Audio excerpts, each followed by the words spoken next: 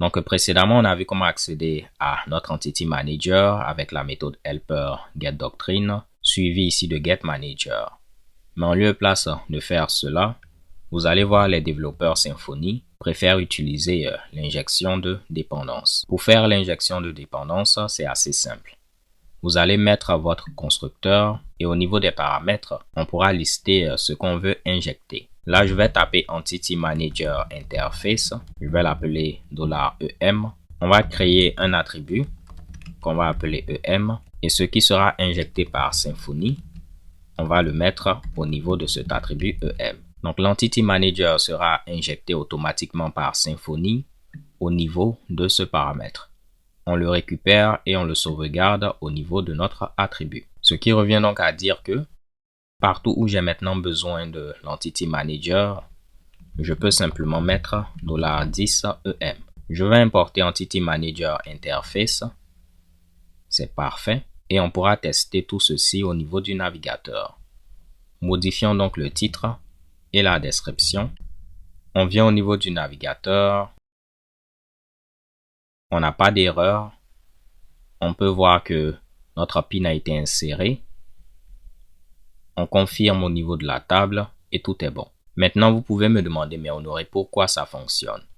Comment est-ce que Symfony va injecter automatiquement l'Entity Manager? Si on vient au niveau de la console et je tape Symfony Console, Debug Auto Wiring, vous allez avoir plein de types.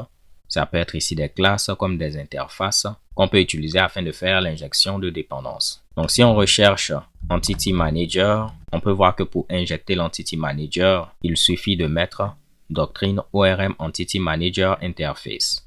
Raison pour laquelle j'ai eu à utiliser ce type hinting. Donc, il suffira de taper Debug Auto Wiring, voir ce qui est disponible et puis vous pourrez l'utiliser. Là, on peut voir que pour accéder à Twig, on aurait pu injecter Twig Environment. On peut le prouver. Je vais mettre Environment. Je vais l'appeler Twig. On va importer Twig Environment. Et là, je vais faire un die and dump de Twig. Afin de voir est-ce qu'au niveau de notre paramètre, on aura Twig qui sera injecté. Venons au niveau du navigateur. Et bang, on peut voir que Twig aura été injecté. Et on pourra l'utiliser comme on le veut. Moi, je n'ai pas besoin de Twig. Je vais l'enlever. Et on revient à ce qu'on avait précédemment. Si vous êtes au niveau d'un contrôleur et ça marche uniquement au niveau des contrôleurs, vous pouvez injecter des dépendances directement au niveau des actions de vos contrôleurs. Donc, on n'a pas besoin de mettre à ce niveau-là le constructeur. L'injection de dépendance va marcher automatiquement au niveau des actions de vos contrôleurs. Donc, c'est très important. Cette manière d'injecter les dépendances au niveau des actions marche uniquement que lorsqu'on est au niveau d'un contrôleur. Si vous n'êtes pas au niveau d'un contrôleur, ça ne va pas marcher. Donc là, on aura accès à EM. Je n'ai plus besoin de mettre $10EM. On va mettre 4 et 4. On vient au niveau du navigateur. On n'a pas d'erreur. On vérifie et ça marche.